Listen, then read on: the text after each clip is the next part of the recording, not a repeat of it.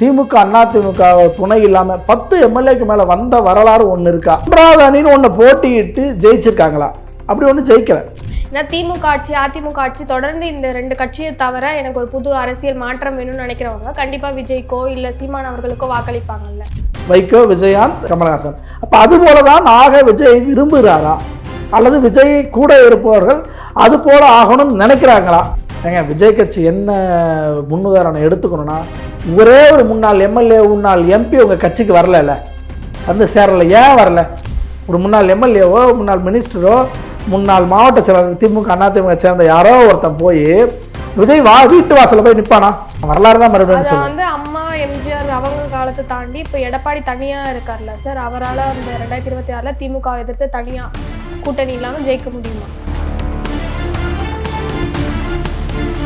Q7 நேயர்கள் அனைவருக்கும் வணக்கம். இன்று நம் அரங்கத்திற்கு வந்திருப்பவர் மூத்த பத்திரிகையாளரும் அரசியல் விமர்சகருமான ராஜா ஸ்டாலின் சார் வந்திருக்காரு. சார் வணக்கம் சார். வணக்கம். தாவேக்கால வந்து பொதுக்குழு கூட்டம் நடத்திருக்காங்க. ஸோ இதோட முழு விவரம் அவங்க வந்து திமுகவை ரொம்ப வந்து அட்டாக் மோடில் பேசியிருக்காங்க சார். ஸோ அதை பற்றி நீங்கள் உங்கள் கருத்துக்களை சொல்லுங்கள் சார். அதாவது நீண்ட நாளுக்கு அப்புறம் ஒரு கரூரில் இருந்தவர்களுக்கு ஒரு சந்தித்தார், மகாலிபுரத்தில் வர வச்சு. அப்புறம் நெல்மணிகளுக்காக இந்த மாதிரி திமுக அரசு ஃபெயிலியரு, பாதுகாக்கலை, நெல் மணிகள்லாம் மழையில் நனைஞ்சு முளைச்சிருச்சு அப்படின்னு ஒரு அறிக்கை விட்டார். அதன் பிறகு ஒரு ஆக்டிவாக ஒரு சிறப்பு பொதுக்குழுவை கூட்டியிருக்காரு. ரொம்ப வரவேற்கக்கூடிய விஷயம். ஒரு புதிய கட்சியாக ஏன் அதை வரவேற்கக்கூடிய விஷயம் என்னென்னா, ஒரு புதியவர்கள் வரும்போது வரவேற்கிறது என்னை போன்ற பத்திரிகையாளர் ஊடகங்களுக்கு வந்து ஒரு சாதாரண ஒரு கடமைன்னு நினைக்கிறேன் நான். ஏன்னா அந்த புதியவர்கள் வருகை இருக்கிறது அந்த பழையவர்களுடைய அந்த செயல்பாடு இன்னும் வேகம் அடைக்கும். அது நிறைய பெனிஃபிட் நாங்கள் பார்த்துருக்கோம். அதாவது பெனிஃபிட்னா மக்களுக்கு ஒரு சில திட்டங்களை முன்னெடுப்பாங்க. இவர்கள் இப்போ தேர்தலில் ஜெயிக்கணும் அப்படிங்கிற அடிப்படையில் தான் என்ன பண்ணுவாங்க, அடுத்தது இதை நாங்கள் செய்வோம் அதை செய்வோம் அப்படின்னு சொல்லி திமுக போன்ற கட்சிகள் வைக்கணும். அப்போ அதை நம்ம அந்த அடிப்படையில் தான் வரவேற்கிறோம். ஆனால் விஜய் அவர்கள் கவனம் செலுத்த வேண்டிய விஷயம் என்ன இருக்குன்னா, இப்போ வந்து ஒரு விஷயம் வந்து சொல்லியிருக்காங்க. என்ன தீர்மானத்தில் சொல்லியிருக்காங்கன்னா, முதல்வர் வேட்பாளராக விஜய் இருக்கணும் அப்படின்னு சொல்லியிருக்காங்க. கூட்டணி யாருங்கிற முடிவை விஜயை எடுக்கலாம், அவருக்கான அந்த அதிகாரம் இருக்குது அப்படின்னு அந்த பொதுக்குழு தீர்மானம் கூடி முடிவெடுத்திருக்காங்க. இது எல்லா கட்சியிலும் நடக்கிற எல்லா கட்சியிலையுமே ஒரு பொதுக்குழு கூட்டி இந்த யாருடன் கூட்டணி என்கிற முடிவை தலைவரே எடுக்கலாம் அப்படின்னு சொல்லி ஒரு தீர்மானம் கொண்டு வருவாங்க. தீர்மானத்தெல்லாம் ஆதரவு கொடுப்பாங்க. அதன் அடிப்படையில் தான் தலைவருக்கு அந்த அதிகாரம் வந்ததா ஒரு ஜனநாயக செட்டப். அது என்ன ஒரு நடைமுறை, அது அவ்வளோதான். ஆக அதை நம்ம அந்த அடிப்படை பார்க்குறோம். அதனால் அதுக்குள்ளே நான் பெருசாக விமர்சிக்க தேவையில்லை. அது என்ன பேசப்பட வேண்டிய விஷயம்னா, ஒன்று முதல்வர் வேட்பாளர். முதல்வர் வேட்பாளர்னால் முதல்வர் வேட்பாளராக 3வது அணியில் என்னைக்காவது நிறுத்தி யாராவது ஜெயிச்சிருக்காங்களா அப்படின்னு நம்ம அதை பார்க்கணும்.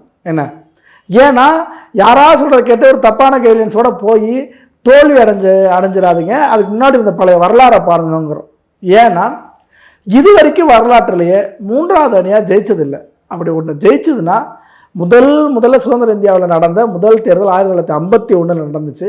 அப்போ காமராஜரோடு முரண்பட்டு காங்கிரஸ் கட்சியோடு, காமராஜோடு மட்டும் இல்லை காங்கிரஸ் கட்சியோடு முரண்பட்டு நிறையா சீட்டு வன்னியர்களுக்கு தரலை அப்படின்னு சொல்லிட்டு கோச்சிக்கிட்டு வெளியே வந்தார் SS ராமசாமி படையாட்சியார்.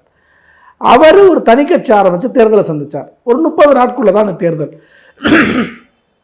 அந்த கட்சி தொடங்கி ஒரு 30 நாட்குள்ளேயே அந்த தேர்தல் நடந்துச்சு. அப்போ அந்த கட்சி மட்டும்தான் பர்ஃபார்ம் பண்ணுச்சு. 18 எம்எல்ஏக்கள் வச்சுருந்தார். அந்த நேரத்தில் முத்துராமலிங்க தேவரும் தனியாக தான் தேர்தலை சந்தித்தார். அவரும் போட்டியிட்டார். அவர் 4 எம்எல்ஏ ஜெயித்தார், 1 MP ஜெயித்தார். அவரே 2 தொகுதியில் போட்டிட்டு ராமநாதபுரத்துலேயும் முதுகுளத்தூர்லேயும் 2 தொகுதியில் போட்டிட்டாங்க. அதில் 1ல் வெற்றி பெற்றார், 1ல் தோல்வி அடைந்தார். ஆனால் அதே சமயத்தில் ராமசாமி படையாச்சார் அவரை விட கூடுதலாக 18 எம்எல்ஏக்கள் வென்றார், 4 MP சீட்டை ஜெயித்தார். ஏன்னா MP தேர்தலும் சட்டமன்ற தேர்தலும் ஒன்றா நடந்துச்சு. அப்போ அவரை தாண்டி யாரும் பர்ஃபார்ம் பண்ணல. அவருக்கு அப்புறம் யாருமே இது வரைக்கும் இந்த அளவுக்கு ஒரு வெற்றியை பெறலை. ஏன் அவர் வெற்றியை நான் சொல்கிறேன்னா, அவரும் எதன் அடிப்படையில் ஜெயிச்சாருங்கிறத பார்க்கணும். அவர் 1951 ஜெயிக்கும் போது அவர் முன்னாள் காங்கிரஸில் இருந்த ஒரு பெரிய தலைவர், தொடர்ந்து மக்கள்கிட்ட வேலை பார்த்தவர். அவர்கிட்ட வந்து அவரோட சேர்ந்தவர்கள்லாம் யார் அப்படின்னா காங்கிரஸில் இருந்தவங்க, காங்கிரஸில் அவர்களும் மூத்தவர்களாக இருந்தவங்க. என்ன நல்ல மக்களுக்கு அறியப்பட்ட அரசியல் பிரமுகர்கள் அந்தந்த பகுதியில். அதனால தான் அவரால் வெல்ல முடிஞ்சு தேர்தலில். ஆனால் அதுபோல் ஒரு நிலை வந்து விஜய்க்கு இருக்கா அப்படின்னா இல்லை. என்ன, அதனால தான் அந்த உதாரணத்தை நம்ம இங்கே சொல்கிறோம். இங்கே தமிழ்நாட்டு அரசியலில் ஜெயிச்சது அவர் மட்டும்தான். அவருக்கு அடுத்து யாராவது தனித்து நின்று திமுக அதிமுக துணை இல்லாமல் 10 எம்எல்ஏக்கு மேலே வந்த வரலாறு ஒன்று இருக்கா? அல்லது 3வது அணின்னு ஒன்று போட்டியிட்டு ஜெயிச்சிருக்காங்களா? அப்படி ஒன்று ஜெயிக்கலை. அடுத்தது சுயேட்சையாக போட்டிட்டு ஒரு இண்டிபெண்டன்ட் கேண்டிடேட்டாக ஜெயிச்சு உள்ளே போயிருக்காரா அப்படின்னா அதுவும் இல்லை.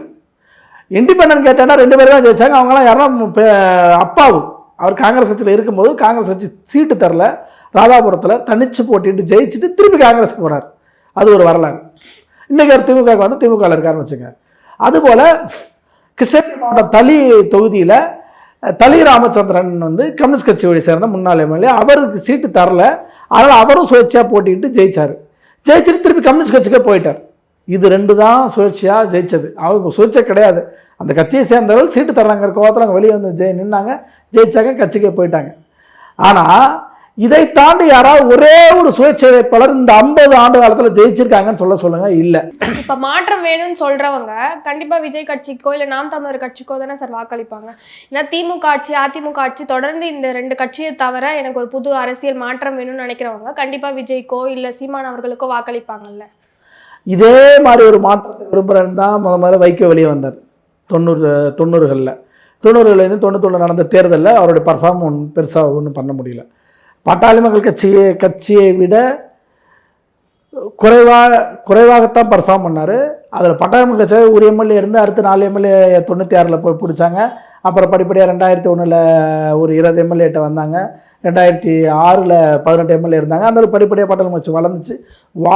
ஓட்டும் 10 லட்சத்தில் இருந்து அடுத்து 15 18 20 இன்றைக்கி 20 கன்சல்டேட்டடாக வச்சுருக்காங்க ஒரு 20 வருஷமாக. ஆனால் வைகோ வந்து இருக்க தேஞ்சு போயிருக்கார். ஆனால் வர புதுசில் அவர் மாற்று முதல்வராகவே நிறையா சினிமாக்களே அவரை வச்சு எடுத்தாங்க. இந்த முறைமாமன் படம் ஒன்று வந்துச்சு பாருங்கள், சத்யராஜ். அதில் வைகோ மாதிரியே நடிச்சிருப்பார். வைகோடைய கேரக்டர் மாதிரியே ஒரு கருப்பு துண்டு போட்டுட்டு அவர் மாதிரி பேசுகிற மாதிரியே. ஏன்னா அது எல்லாமே வைகோ, அதாவது நிறையா சினிமாக்கள் வைகோவே ரோல் மாடலாக வச்சுக்கிட்டு அப்போ வந்துச்சு. அது அந்தளவுக்கு ஒரு கிரேஸ் இருந்துச்சு வைகோ மேலன்னு சொல்ல வரேன். அவர் என்ன நிலைமையில் இன்றைக்கி இருக்கார்? ஆகலை. சட்டமன்றத்துக்குள் ஒரு 10 எம்எல்ஏ கூட அவரோட கட்சி சார்பாக போக முடியல. கூட்டணியில் தான் ஏதாவது போக முடியுது. கூட்டணியில் தான் மந்திரி சபையில் மத்திய அரசுலையும் போக முடியுது. இப்போ தான் அவரோட நிலைமை. அவருக்கு அடுத்து வந்தது ஒரு செல்வாக்கோடு வந்தது விஜயகாந்த். அவரும் 2001 ஜெயித்தார். 2006 பர்ஃபார்ம் பண்ண முடியல. 2011 பொறுத்தவரை அம்மாவோட குறைந்த சீட்டு தான். இப்போ 2011 கூட்டணிக்கு வந்து 29 சீட்டு வெற்றி பெற்றார். அப்போ முதல் தேர்தலில் 2006 ஜெயிச்சு சாமிதா சந்திரன் வந்தாங்க. அடுத்து 2011 நடந்துச்சு.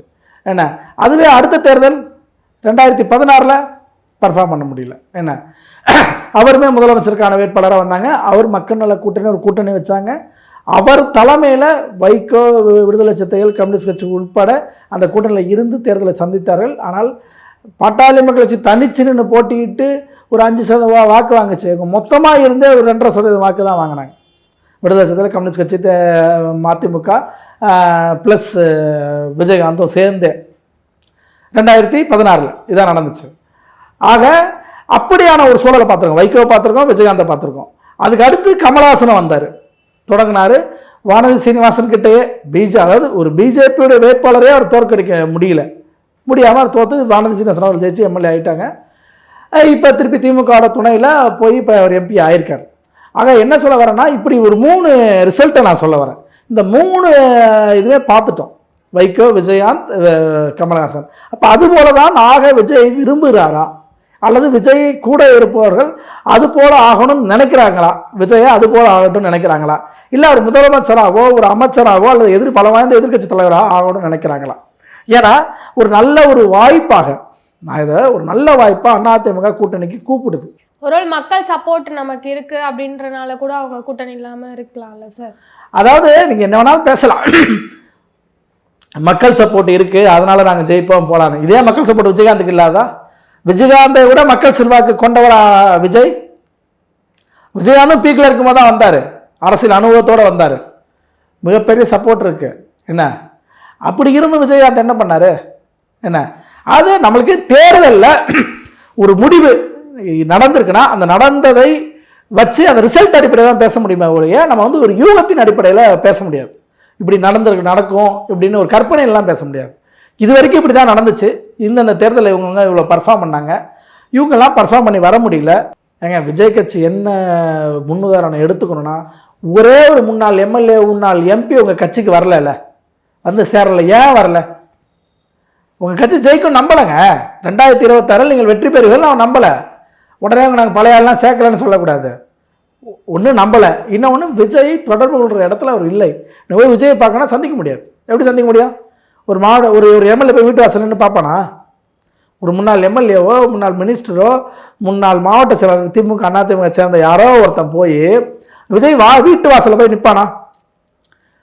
நான் வந்து ஐயா அவங்க கட்சியில் சேர்ந்துக்கிறேன்னு சொல்லுவானா? ஒரு சேனல் இருக்கணும்ல, இன்னாரை பார்க்கணும், இன்னாரை பேசணும், இன்னார் பேசணும், நம்ம தலைவரை பார்க்கணும், அப்புறம் கட்சியில் இணையணுங்கிற முயற்சி எடுக்கணும்ல. அப்படியான சேனல் ஏதாவது வச்சுருக்கீங்களா? அப்படியான ஒரு ரூட் வச்சுருக்கீங்களா தவைக்கால?